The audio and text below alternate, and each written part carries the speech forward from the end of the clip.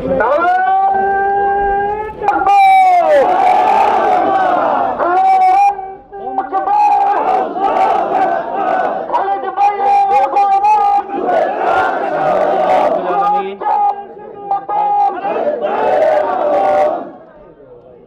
রাব্বিল আলামিন, আসসালাতু ওয়াসসালামু আলা সাইয়্যিদুল মুরসালিন ওয়া আলা আলিহি ওয়াসহাবিহি আজমাইন। উপস্থিত নেতৃবৃন্দ এবং সামনে উপস্থিত অত্র এলাকাবাসী, মিডিয়া সাংবাদিকবৃন্দ এবং সংবাদ মাধ্যমের মাধ্যমে যে সকল ভাইরা আজকে আমাদের এই ছোট পথসেবা দেখছেন, আসসালামু আলাইকুম ওয়া রাহমাতুল্লাহ। সবাই ভালো আছেন? আলহামদুলিল্লাহ। বাংলাদেশ তার দীর্ঘ পথ অতিক্রম করে একটি ঐতিহাসিক নির্বাচনের দিকে এগিয়ে যাচ্ছে। আমরা মনে করি বাংলাদেশের সেই নির্বাচনী ট্রেনের 90% পথ অতিক্রম গিয়েছে, আর মাত্র 10% পথ বাকি আছে।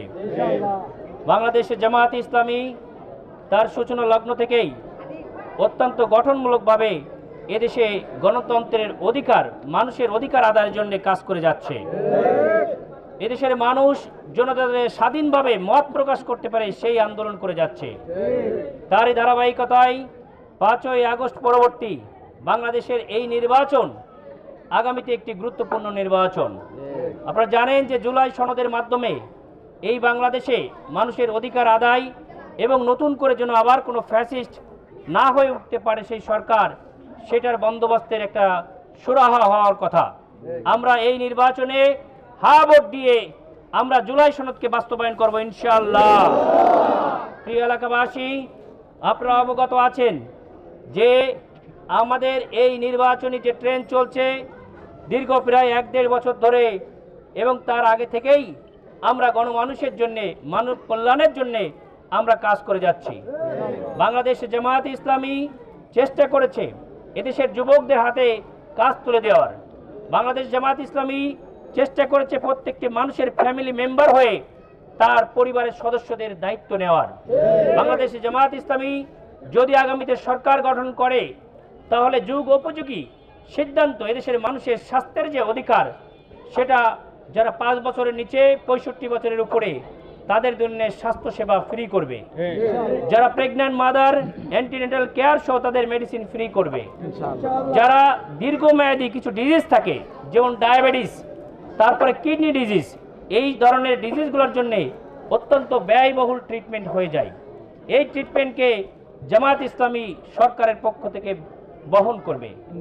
জামায়াত ইসলামী আমাদের মা বোনদের জন্য বিভিন্ন যে সরকারি চাকরি যেন তারা ভালোভাবে করতে পারে, সংসারও মেনটেন করতে পারে, এই দুটার সমন্বয় করে তাদের কর্মঘণ্টা কমানোর জন্য একটা পরিকল্পনা রেখেছে।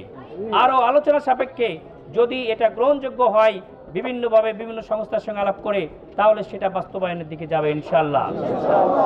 মা এবং বোনেরা নির্বিঘ্নে যেন সকল এলাকায় তারা রাতেও চলতে পারে, সেটার জন্যে সিকিউরিটি সিস্টেমকে এদেশে উন্নত করা হবে। এদেশে চাঁদাবাজ থেকে মুক্ত করা হবে। বাংলাদেশের জামায়াত ইসলামীর কোনো ক্যান্ডিডেট চাঁদা আদায় করবে না এবং কারোর সঙ্গে সন্ত্রাসের পয়তারা করবে না। এদেশের মানুষ যেন স্বাধীনভাবে কথা বলতে পারে, তার মত প্রকাশ করতে পারে, তার দল ভিন্ন হতে পারে, কিন্তু সে তার মত প্রকাশ করতে পারবে, এই ব্যাপারে কাউকে জোরপূর্বক আঘাত করা হবে না ইনশাআল্লাহ। আমরা দেখেছি 27তম বিসিএস এখন নতুন করে 5ই আগস্টের পরে তারা নিয়োগ পাচ্ছে, প্রায় 10-15 বছর পরে। তার কারণ হলো তারা সামান্যতম মেধার ভিত্তিতে তারা নির্বাচিত হয়েছে, কিন্তু রাজনৈতিক একটা ট্যাগ দিয়ে তাদেরকে পিছায় রাখা হয়েছে। আমরা এই সমাজ আর চাই না, আমরা ভেদাভেদের রাজনীতি চাই না, আমরা সৌহার্দ্য সম্প্রীতির রাজনীতি চাই। এই দেশকে সকল প্রকারের অপশক্তি থেকে মুক্ত করে বাংলাদেশকে একটি সুন্দর সমৃদ্ধ বাংলাদেশ গড়ার প্রত্যয় নিয়ে এই যুব সমাজরা কাজ করে যাচ্ছে এবং জীবন দিয়েছে। সুপ্রিয় সুধী, আপনারা দেখেছেন আজকে একটা ভিডিও আমার ভাইরাল হয়েছে, আমরা সেনা ক্যান্টনমেন্টে ঢোকার সময়। এই যে ভিডিওটা, এটার জন্য এটা আজকের আসলে না, এই ভিডিওটা গত মাসের 6 তারিখে, তার মানে প্রায় 1 মাস আগে, আমাদের হাদি ভাইয়ের মৃত্যুর কয়েকদিন পরে আপনারা দেখেছেন যে সব ক্যান্ডিডেটরা তারা সিকিউরিটি পারপাস তাদের গান ম্যান নিয়েছিল, তাদের সিকিউরিটি পারপাস লোক নিয়েছিল, আমরা সেই জন্যই নিয়েছি। কিন্তু সেখানে ঢোকার সময় আমাকে যখন বলা হলো এই কারণে, এবং হাদি ভাইয়ের মৃত্যুর অল্প দিনের পরেই যেহেতু ঘটনা ছিল, আমরা যারা তার ট্রিটমেন্ট এবং আনুষঙ্গিক তার সঙ্গে অ্যাটাচ ছিলাম, তার মতের সঙ্গে অ্যাটাচ ছিলাম, তার যে আদর্শ ছিল সেই আদর্শ যে আজাদি, এদেশে মানুষের অধিকার আদায় হবে, এদেশের মানুষ স্বাধীনভাবে কথা বলতে পারবে, সে ভিন্ন মতের হতে পারে কিন্তু তাকে দমন নিপীড়ন করা হবে না, সেই ভিত্তিতে আমরা কিছুটা শক ছিলাম। যখন আমাদেরকে এই পার থেকে ও পারে চলে যেতে হবে, এক পাশ থেকে আমরা ভাসান থেকে দিকে যাব, তখন আমাদেরকে বলা হলো, এবং তখন হয়তো আমি সেটা যে আচরণটা করেছি সেটা ঠিক করে নাই, এবং তখনই আমরা আমাদের দলীয় পর্যায়ের ঊর্ধ্বতন পর্যায়ে এবং আমি নিজে যেও সেখানে দুঃখ প্রকাশ করে এসেছি। ঊর্ধ্বতন যারা কর্মকর্তা আছে তাদের সঙ্গে আমি নিজে দুঃখ প্রকাশ করেছি, এবং আমাদের নেতৃবৃন্দ ঊর্ধ্বতন যারা কর্মকর্তা আছে তাদের সঙ্গে একটা আন্ডারস্ট্যান্ডিং করে অ্যান্ড এটা সলভ ইস্যু।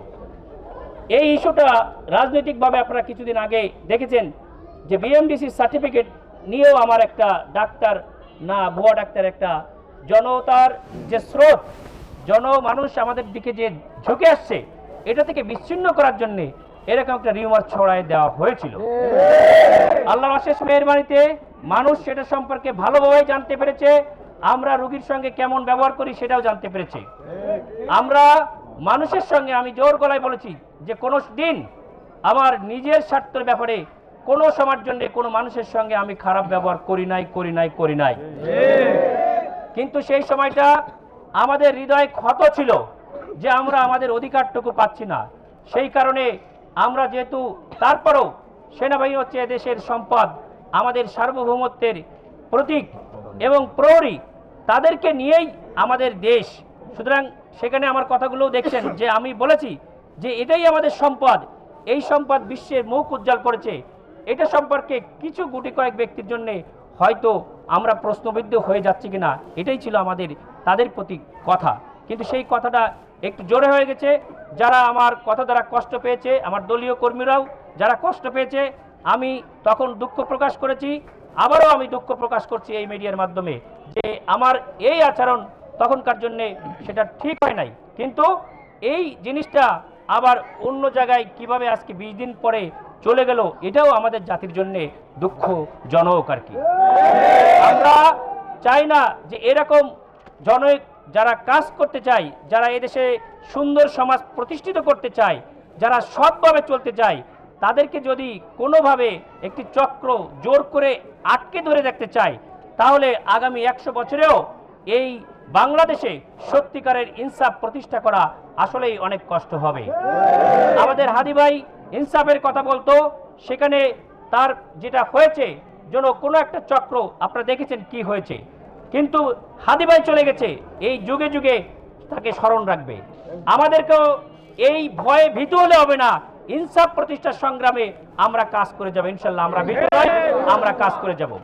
আমরা বিভিন্ন প্রোপাগান্ডা আমরা গেল 15 দিন 20 দিন ধরে আমরা দেখছি, এটাও একটা পরিকল্পনার অংশ ছিল কিনা জানি না। যেমন কয়েকদিন আগে কিছু অফিসার, আজকে যেমন আমি বিকালে গেছি, একটা সার্ভিং অফিসার আমার রুমে চলে আসছে আমাকে সৌহার্দ্য জানাতে, এটা কখনোই আসার কথা না। তার মানে আমাদের পিছনে তারা পরিকল্পিতভাবে কিছু কথা বলিয়ে সেটা বের করে পরবর্তীতে আপনাদের সামনে ছাড়া হচ্ছে। এটা আবারও আসতে পারে যে গত পরশুদিন একটা অফিসার ধরেন ক্যান্টনমেন্ট এইদিকে সার্বিক এলাকার দিকে, হয়তো নির্বাচনী কাজেই তো আমরা পরিচিত হচ্ছি যে ভাই আমাদেরকে ভোট দিবেন, তখন পরিচিত হয়ে বললো যে ভাই আমার অমুক অফিসার আছে, আসলে একটু পরিচিত হন। সেখানে আমরা গেলাম, তারপর যাওয়ার পরে সেইটা যদি আপনারা আবার কোনোভাবে প্রচার করেন যে না এইটা এসে এই বলছে বা এই করছে, এটা সত্যি আমার নিজের জন্য দুর্ভাগ্যজনক হবে, আমার জাতির জন্য দুর্ভাগ্য হবে, দেশের জন্য দুর্ভাগ্যজনক হবে। আমরা তাহলে যাব কোথায়? আমরা লেভেল প্লেইং ফিল্ড কোথায় পাবো যদি আমাদেরকে সহায়তা না করা হয়? এদেশে যারা সন্ত্রাস, চাঁদাবাজ যারা দূর করতে চায়, যারা ন্যায় এবং ইনসাফ প্রতিষ্ঠা করতে চায়, তাদেরকে যদি টেনে ধরা হয় অন্য পিছন দিক দিয়ে যে সামনের দিকে আগানো যাবে না, তাহলে এই বাংলাদেশের যে স্বাধীনতার যে সূর্য উদিত হয়েছে, এই সূর্য আবার কালো মেঘে ঢেকে যাবে। আপনাদেরকে অত্যন্ত সজাগ থাকতে হবে। আগামী 12ই ফেব্রুয়ারি নির্বাচনের মাধ্যমে এই যে কালো থাবা, আমাদেরকে অবশ্যই কালো মেঘকে সরাতে হবে, বাংলাদেশকে একটি ইনসাফের রাষ্ট্র প্রতিষ্ঠার জন্য সকলকে অত্যন্ত সজাগ এবং সচেতন থেকে কাজ করতে হবে। আমি আবারও দৃঢ় কণ্ঠে বলতে চাই, আমি কাউকে ছোট করা বা কারোর সঙ্গে প্রতিযোগিতা বা কারোর সঙ্গে অহংকারের জন্য এটা করি নাই। আমরা শুধু চেয়েছি ন্যায় এবং ইনসাফ ভিত্তিকভাবে সকল দল মত তারা প্রকাশ করুক। আমাদের কাজের ভিতরে অজ্ঞতা থাকতে পারে, অনেক সময় ভুলও হতে পারে। সেটার জন্যে আমি আবারও যদি কোনো সংস্থা বা কোনো ব্যক্তিকে কষ্ট দিয়ে থাকি, আমরা আগেও ক্ষমা চেয়েছি, আবারও আমরা ক্ষমা চাচ্ছি। এবং এই দেশের সম্পদ সেই প্রতিষ্ঠানের প্রতি আমাদের কোনো প্রকারে বিন্দুমাত্র কোনো অভিযোগ বা ক্ষোভের কোনো প্রশ্নই ওঠে না, বরং এই বিভাগটা জাতির সম্মান সারা বিশ্বে সমুন্নত রাখবে এই আশা ব্যক্ত করে আমি আমার কথা শেষ করছি। আসসালামু আলাইকুম ওয়া রাহমাতুল্লাহ।